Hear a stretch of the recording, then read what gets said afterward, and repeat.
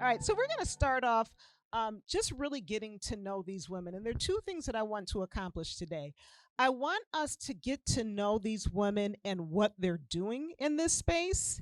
And then I also want to get their insight in terms of how we can all empower other women to get into Web3 because, you know, we all have mothers, daughters, nieces, cousins, loved ones, friends that we want to bring along for the ride with us. So why don't we start?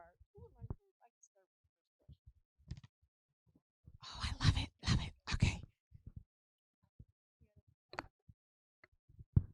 Can you guys hear me? Yeah. Awesome. Hi, everybody. My name is Jasmine Brunson. I'm a data scientist and DJ from Prince George's County, Maryland. I currently live here in Austin, Texas.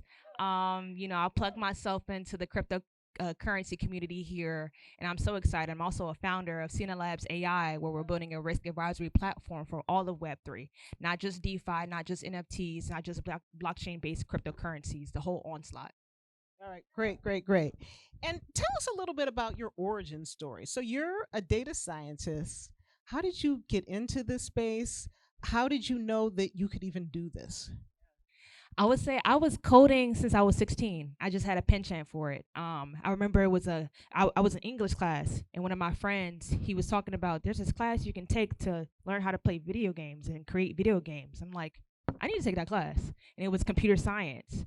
And then after that, I took AP computer science, and then after that, I was like, I need to study this. So in my collegiate career, I have one degree in computer science, associate's degree in computer science, and my other degree is information science for my bachelor's with a specialization in data science. So I just had the reason why I made that pivot is because I knew the world was moving into the ways of how we're going to monetize data, and a lot of businesses are trying to figure out ways of how do we actually use this data to create better customer relationships. How do we use this data to analyze certain things about our consumers. And unfortunately, a lot of it has been like detrimental, taking in a lot of consumer data and trying to figure out, hey, what's the likability of this person buying this product at this state of their life. We have to be very privy to ethical and responsible AI as we build these technologies out. So that's what I'm a big proponent for. Yeah, ethical and responsible AI is so important when you think about these algorithms that are oftentimes used to scale injustices against people. So I'm so glad that you mentioned that. I will hope that you'll speak about that a little bit more. Want to get to our good friend Lori. Lori, can you just introduce yourself very quickly and tell us what you do in the Web3 space and how you came into it? It says it's on. Okay, there we go. Good morning. My name is Lori. I am part of the Wings of Wisdom. Oh, she is the founder of the Wings of Wisdom, people. Woo! She's so modest. The Wings of Wisdom is a women-led project, and we are under the umbrella of the Social Bees, and I am a huge Social Bees fan. We are super excited. If you don't know who the bees are, you need to know who we are. We truly care about people. And as the Wings of Wisdom, when I came back from Phoenix, I wanted to round up the women that I met there and just bring them together and let's see what we can do to help hurting women. Not just in our reach, but really reach out across the world to all women, because all women either know a woman or are that woman that's in pain, that's hurting, that's experienced something that is just unbearable. I was that woman years ago, and I really want to just reach out and touch someone. So, all right. And it's really tough. And that's good. Clap for that.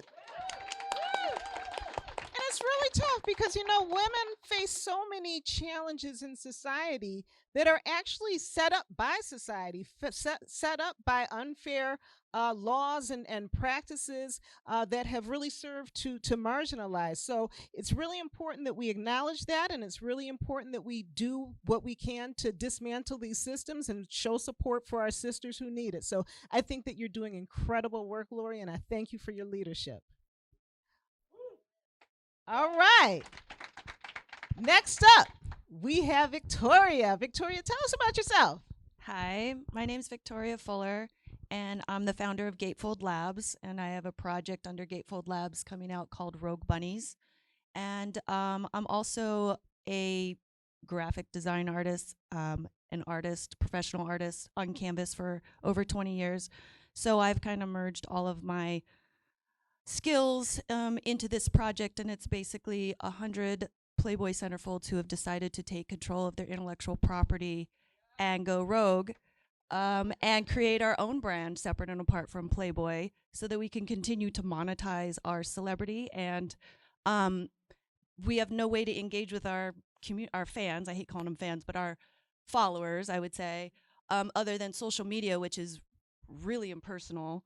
So we're creating the Mansion 2.0 in the metaverse, and this is not as helpful as a lot of the projects, but it is fun. And the girls and the playmates are, the bunnies are able to re-engage with fans and create new ones. And we're gonna continue the party at the mansion in the metaverse. Awesome.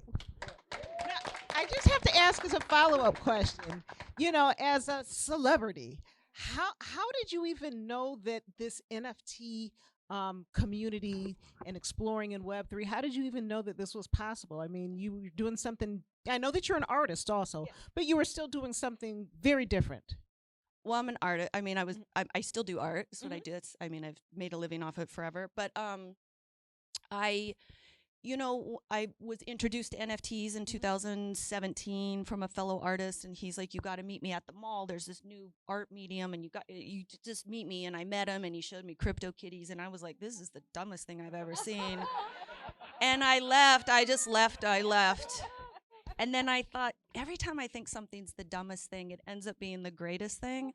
So I called him and I said, "Can we meet again and talk about it?" And he said yes. So we met every 3 months for 2 years, and he introduced me to crypto everything. I got all my wallets. I invested in Ethereum and Bitcoin really early on. And then in January of 2021, Elon Musk's girlfriend made $7 million in 5 minutes, I heard on the news. And I thought, what the F? And so I thought, okay, I think it's time for me to take a deeper dive into getting serious about this, because after COVID, there's no galleries. After COVID, I mean, everybody knows there's so many limitations. And a lot of my Playmate sisters, we're a huge sorority, of course, were suffering. They're mommies or entrepreneurs, and were suffering. And I thought I could create a solo art career in the NFT world, which I was gearing towards, but I found it very not as I didn't think it was that great. I didn't think it was that fulfilling, honestly.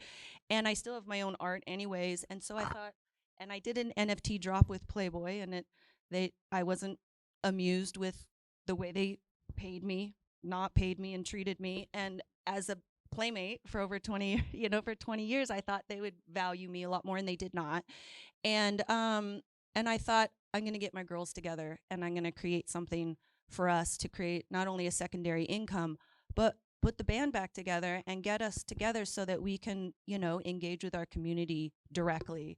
So it's been really rewarding just getting the girls all together again since Hugh Hefner died and the mansion no longer exists. Then we just didn't have a hub anymore to do anything. And, if you direct message someone on Instagram, one of the Playmates on Instagram as a fan, you're never going to get through, right? I mean, she's probably not going to respond. She's got whatever. So this has been really great because not only am I back with the girls and we're all, interlocked again in our lives, but we have a focus and a direction, and it's a good 2-year plan. All the things that we have going on, so we're all very excited. Well, that was a very interesting story, and one of the things that I just wanted to point out that stood out to me is she talked about learning and going back and studying and getting with a tutor and just investing a lot of hard work. And a lot of times people are really thinking, oh, instant, you're this and you can just do things very quickly. But I just really commend you just in terms of the work and the dedication that you put in, because I know that it has not been easy. No, it's been really hard, and it's been well over a year of putting this together. And I hear people say projects, oh, we just got this going like 60 days ago. And I roll my eyes. I'm like, it takes a lot more than people realize. You really just can't slap stuff together anymore. And it's only been a year, but you can't slap stuff together anymore in this community. People are aware. All right. Thank you for that, Victoria. Last but not least, we have Sonia. Sonia's my sister from another mister, okay? Sonia, tell us a little bit about yourself. Hey guys, I'm Sonia and I am a proud bee too. Beehaw! So I would like to talk a little bit about the origin story. I think a few folks in the room, you already know me. I'm Sonia. I'm the founder of Orbis 86, if you can read it. And Orbis 86 is it's a community. It's a project that is dedicated to storytelling. A project that brings together stories from different people, and these stories we hope will inspire people to become better humans, inspire people to help each other out, and stories that will immortalize these small moments in life, right, that happen in all of our lives. And here, for example, right now, we had 3 powerful stories being shared. And then how do these stories live on forever? And with Orbis 86, that is one thing that we want to do. And we take these moments, these stories, and give them a place where they don't just get to live on the blockchain forever, but also get immortalized in animations.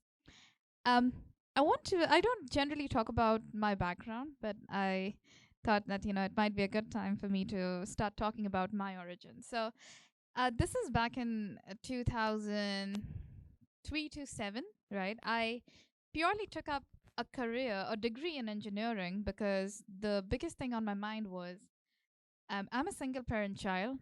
My mom is getting scholarships to pay my tuition, which at that time was $300. We couldn't even afford $300 for an entire year's worth of tuition, accommodation, hostel stay. This is in India. And the thing that I had at the center of my mind was, hey, I need to go and get a degree in engineering so I can get a decent job and then support my mom. How many of us have been in that situation where your priorities are driven by things that are more urgent, right? Things like, hey, how do I put food in front of my family? At that time, a few years later, I came to States in 2012, right? So in 2007, I was still looking at scholarships, right, to fund the $400 a year. In 2012, I was in States earning $85,000 a year for my first job. Okay? So that was quite a journey. But after I came here, I looked at the stories of like Mark Zuckerberg and all the other kids. Obviously, they are dropouts, but they were doing something completely different and being the first to build something out because they had access to those opportunities. Web3 is at that pinnacle right now, right? Where it really is an area, a realm where we can onboard so many people. All of us in this room are still very early in the space. And for me, the biggest motivation is how do we get more people, bring them in, and give them those opportunities to turn their lives around. And every person in this room is going to be one of the pilots for shepherding that ship that is going to bring a lot more people into this realm of Web3, where it's not just about making more money, but it's about being fairly compensated, right, for the work that you're doing, being humble, right, and yet thinking about not just how you progress, but how you bring other women and other disadvantaged communities with you and take them forward, and making sure that technology is being used for the advantage of the disadvantaged communities and not being used to single them out. And that is what the promise of Web3 is. I love it. I love it. I love it. And let's talk about impact for a moment. Thinking about your own journeys in Web3, I'd love for you to talk about the impact on yourselves personally and then the impact on other people. Jasmine, you want to start with that?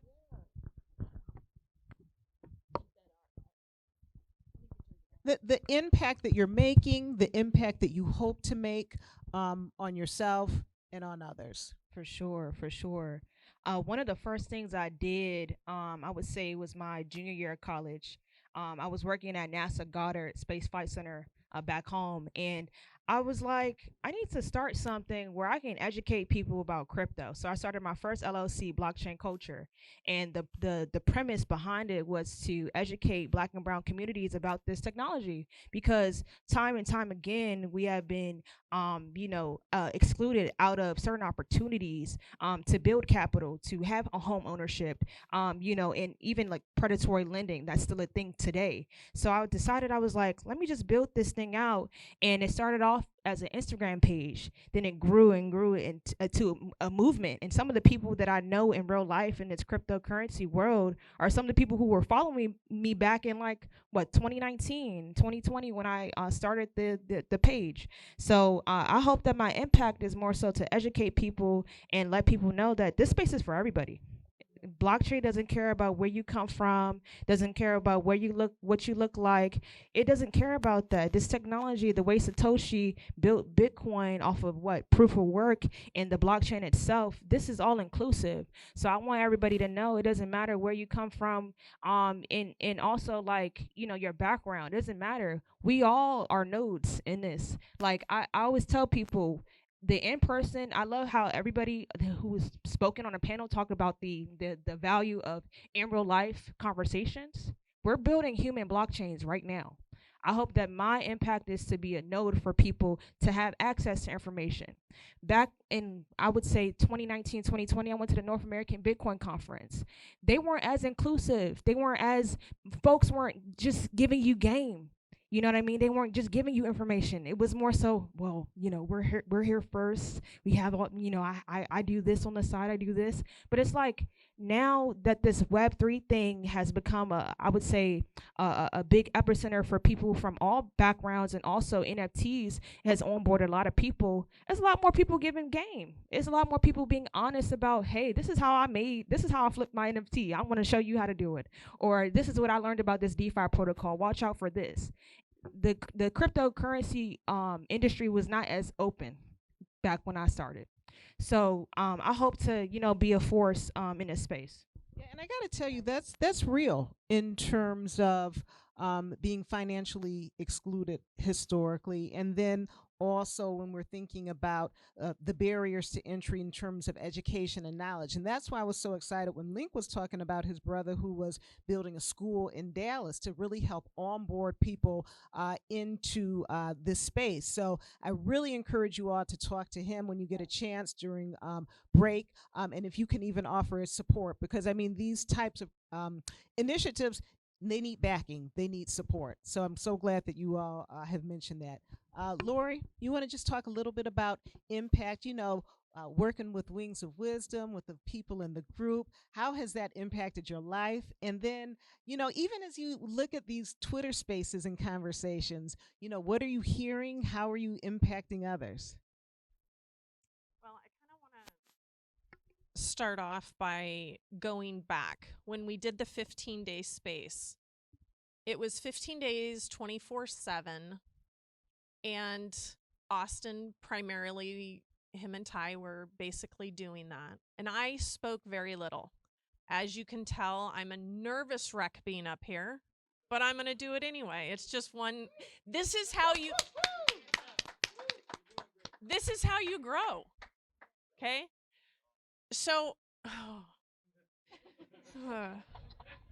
And I got to tell you all, Austin and Will, it's not all about tissues. We have fun with Wings of Wisdom too. So 15-day space. I begged Bounder. That's my husband. Beautiful bald man in the back. It was amazing. Please go as my speaker. Take over that space, okay? Well, then now they get the genius idea. Let's do it again, and let's just not have any end time. And Lori, you're going to do the Wings of Wisdom, and you're going to do an hour. And I'm like, this is great. Well, guess what? This is how I grow. And I'm 53 years old, and I'm growing every single day. And there's so many women that just need a voice. And the little tiny bit I did speak in those 15 days, when I got to Arizona, I was shocked with the impact. I spoke this much. So I know that coming from a dental background, if you want to talk teeth, I'll get up. Let's talk. You need to know how to floss? Let's go. But when you're talking Web3, it's so out of my comfort. Maybe because of age, maybe because I'm not brilliant mind like this in this space. I mean, this just blows me away completely. I'm like, how? But I know that I, as a different woman, can make a difference in somebody else's life.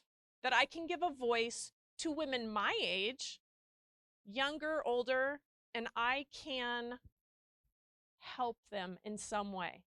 And I don't have to do it on my own, because in our community, our 20 plus women in the Wings of Wisdom, there's so much there. There's so much wisdom and knowledge that we get to just share, so they feel like they have somebody. They're not alone. I don't want any woman to be alone. That's when I get choked up, because this is my dream. And it's coming to life. Web3 is going to make it happen. And I got to tell you, whenever I listen to the Wings of Wisdom, I always hear the story of somebody else that gives me so much strength. You know, when I'm feeling low, when I feel defeated, I can't go on, I get to listen to somebody about how they overcame an obstacle, and it just really refreshes me and rejuvenates me. So I really appreciate you, and thank you for your vision.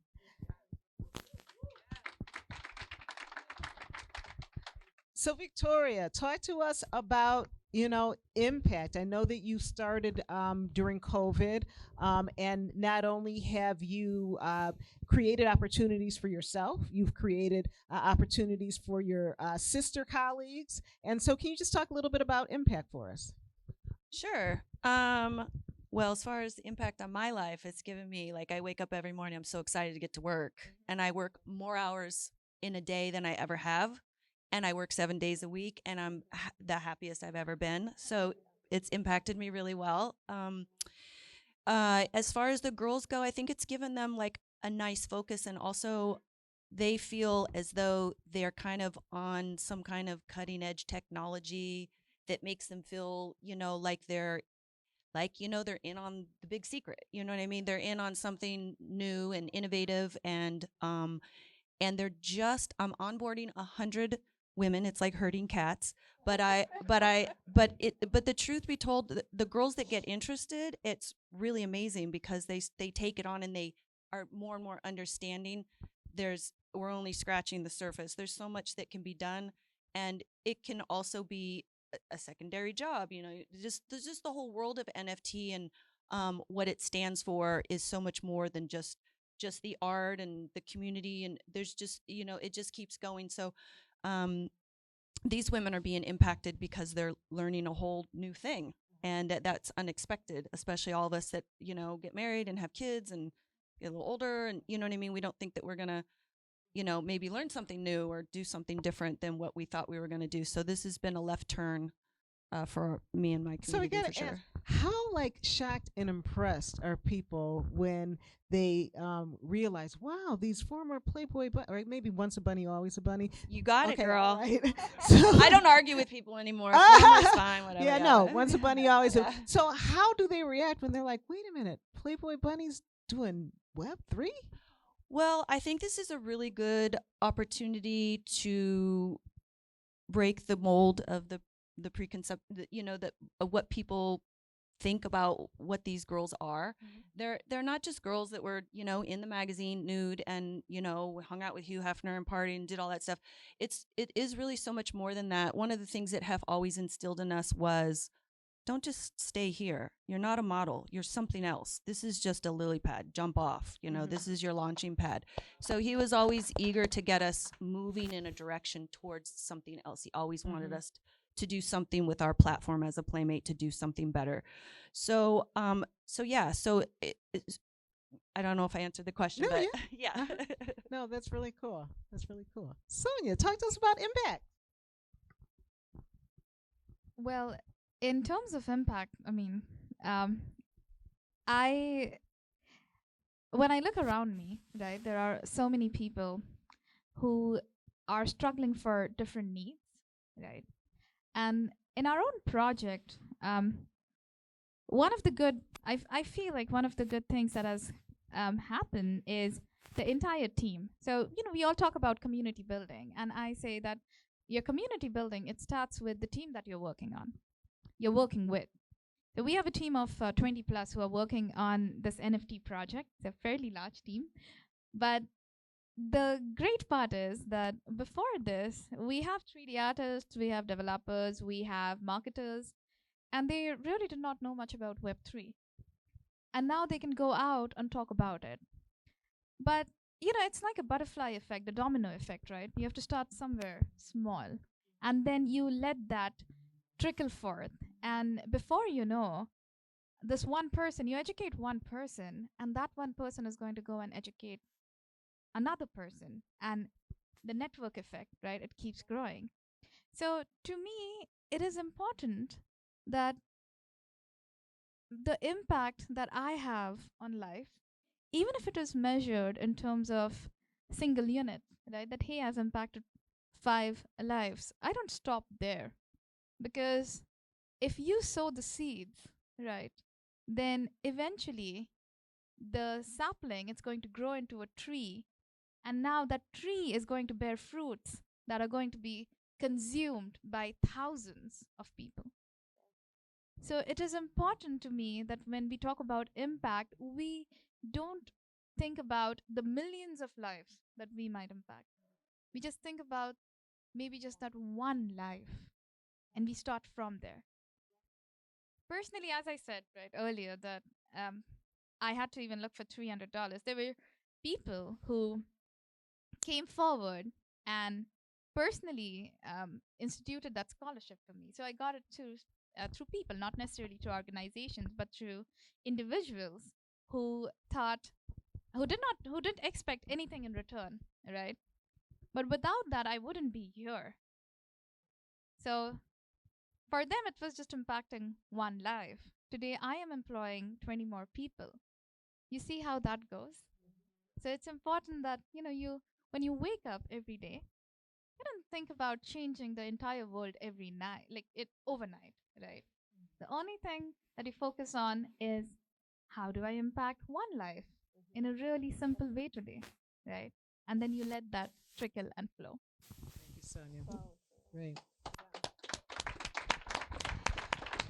I have one more question that I have prepared. We have 14 minutes, and it occurred to me, maybe y'all have some questions. Is there anybody here? Okay, so we've got a question. Excellent.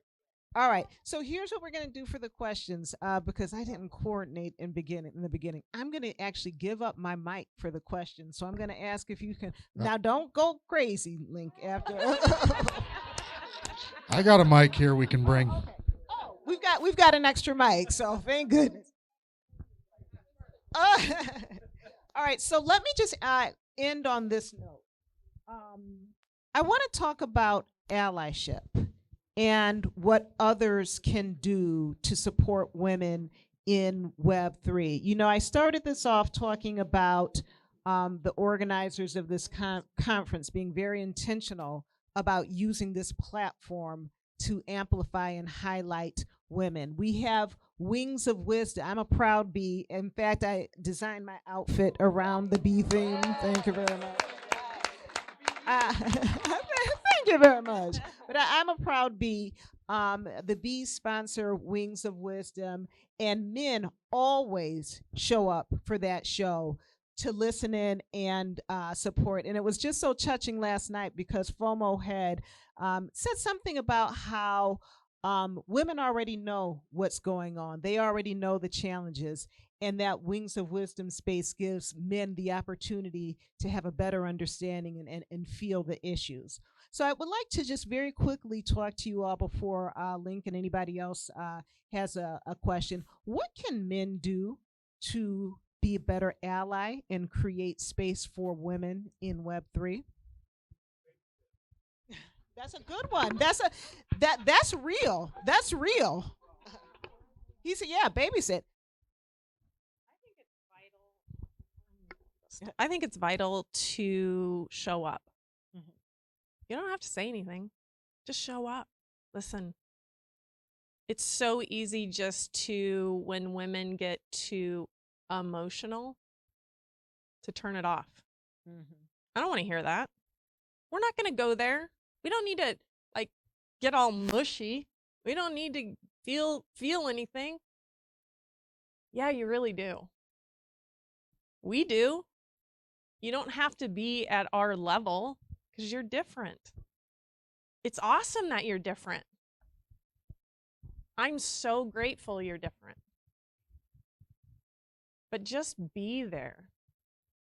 It's okay to maybe feel something. It's okay to find out that you might not have experienced that, but I bet you anything, if you put yourself out there, you know a woman. Every woman knows a woman, but every man knows a woman. A sister, a mom, a friend, a coworker. Just show up and listen. That's great advice. That's great advice. Jasmine, what's your advice? Okay, so I think it's very keen and it's very pivotal. Just respect, like respect as human beings, like respect, listening, and learning. I'm gonna give a little tidbit. So one of my favorite books is Blockchain and Next Everything by Stephen Williams, and in the book, it drew the testament to how blockchain and crypto is the new matriarchy. And it's this concept that decentralization is a major matriarchal construct, but whereas hierarchies are patriarchal. Now, I'm not saying men and you all are bad or anything like that. I'm talking about civilization. And so, with this being said, I do think there is a lot of space that women can take up in this space, and I don't let anybody tell me I can't take up space because there's petabytes, zettabytes of data out there. So, there's no need to tell people to kind of like, make yourself smaller. In my experience in DeFi, specifically, I worked in DeFi insurance. That's why I moved here to Austin, Texas. I had a very abhorrent experience, being disrespected by the CEO of the company, having lawyers sending out memorandums to me to scare me out of severance agreements and whatnot. And I had to sit down with myself and kind of meditate and understand that at the end of the day, being at the intersection of being a black female in this space, I'm going to drive a force regardless of what people have to say and what people try to do to prevent me to be a force. And so it showed me that that experience showed me that I'm more powerful than I thought I was. Being an employee and going to becoming a founder has taught me a lot. So I think it's very pivotal for men in the room to understand when you see something that's going wrong, say something. See something, say something. I was one of few women who worked for that company, and no one stepped up and said, the way he's talking to you is crazy. No one stepped up and said, maybe we shouldn't give her memorandums in the mail the day before Christmas to scare her out of money that she probably deserves. So, I just want people to understand we all people at the end of the day. It doesn't matter. It doesn't matter where you come from, what background, everything I said. So I don't want to take up too much time. We're all people. We're all humans. Beautifully stated. Sonia? So I want to tell a story, a quick story. This is the year 1920, August 18, and it's in Tennessee. A young 24-year-old senator, legislator Harry T. Burns, um, is sitting with 96 other folks in the room, and the room is divided. So it's 1920, right? The room is divided. You have 48 people. This is the third time that they're voting in for something. They're voting in for women's right to vote. All white, all male panel of 96 voting on women's right to vote. And this was the third time they were doing it, because the first two times it was split at 48-48. 35 states had already agreed to let women vote. If Tennessee did not fall in line, the 7 years of suffering, the 7 years of the movement for the suffragists, it was all going to hell. There was this one guy who was wearing a red rose. The roses signified their votes. So you had half of the rooms wearing yellow roses that signified yes, red that was death to the whole movement. You have this one guy wearing a red rose, and when his time comes, he says a yes. Underneath that red rose is a letter by his mom, Feb Byrne. The long and short of the letter essentially said, "Hooray to the suffragists. Vote for them and do not doubt them." So all the females in the room, when you have sons, raise them to be the men who would believe in people regardless of their gender identity, race, color, their physical abilities, mental capabilities. Raise sons who will believe in people, who won't doubt. For the men in the room, think about the world you're going to build for your daughters. You treat the women around you the way you would treat your own daughter. Right? Beautifully stated. Beautifully stated. And that's us. Okay, we're going to hear from Victoria. We're going to hear from Link, and then we're going to wrap it up. I don't know that I could add anything to that. I mean, that was pretty thorough. Yeah, I don't think I agree with the women. Yeah. Awesome. All right, Link has a question. All right. I really have a comment. I want to thank everyone for being here and what you all are doing for this space. And I thank you for showing all of the background work that women are doing, because each of us are here from a woman, I think. So so you all literally founded this movement, if we really think about things in context. I also I'm all about having very hard conversations. And one thing I want to speak about is you all, you two. At the end here, Jasmine, and I forget your name. I apologize. Sylvia. Sonia. I apologize.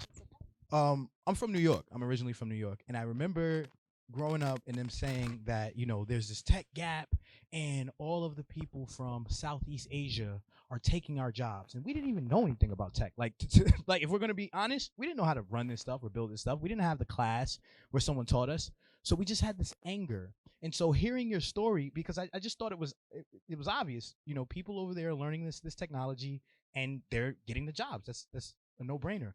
But the story behind that is something that, I apologize, the story behind that is something that we have took for granted. Your story, PG is rough. PG is, you gotta be a gangster. I mean, PG, you don't have PG to be. is rough. No, I'm serious. I mean, I'm just saying from that, not in general. I'm just, you know what I'm saying. So yeah, the story is just beautiful. So I just wanted to say that. Thank you for telling your story. That's it. That's all I want. All right. Thank you, Link. PG is smooth, by the way. Just to add, PG is smooth. That's PG County. Yeah. Okay. One more question. I mean, I have a question too, but I'll let you go.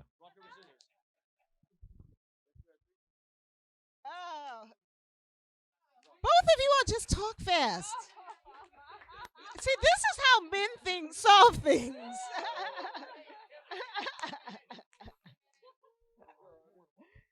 We're burning through our time. They're so serious right now. All right. No, I just got a real quick question. This is amazing panel so far. I'm sorry for the nonsense, but no, I don't think I did. But one question I have is I have 7 sisters, and I have a Texas mom, I have a crypto grandma, I have a Salt Lake mom, I have a Arizona mom. I have people all over the world. But the biggest question I have is how to get more women involved in it. I've tried to get my sisters involved. Some of them are single mothers at 22 years old, 24 years old. My mom was a single mother from 16 years old up. And how do you get them more involved? Because to them, my sisters are like, I don't understand all this. Save $5 and put it in, instead of buying coffee, put it into crypto. What does that do for me? They don't understand all of it. So how to get more women involved in it, I guess, is a question. I would say meet them where they are. Meet them where they are. You meet the kids with the metaverse because they've already been playing video games from the start. You said your grandma's crypto mom. Uh, what I was saying was about that is retirement plans in Bitcoin. So just meet them where they are and find their interest in and kind of integrate blockchain there because I feel like blockchain touches every industry. So if your sisters are interested in like, for example, they're trying to make some extra cash over the summer, instead of doing a lemonade stand and accepting US dollar, tell them to accept crypto and they'll play around with that.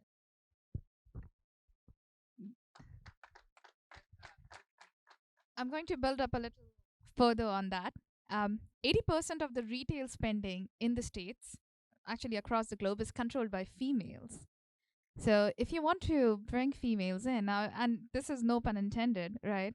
Then, and to be honest, with more females coming in and using crypto as a currency, so it's no longer just crypto, it's truly currency, right? For transactions and shopping, you get them on familiar home grounds. And when we do that, we truly enable a whole financial system where cryptocurrency is being treated as a currency. It's no longer an investment class, no longer an asset, but all the M2 cash that we have, all the other tokens that we have, people start using that. And the moment we do that, we unlock so much capital in the world that is not being run by central bodies, right? That is not being controlled by intermediaries. And it's money, it's currency that you truly own. So it's one of the really great ideas, get people to shop in crypto. Thank you.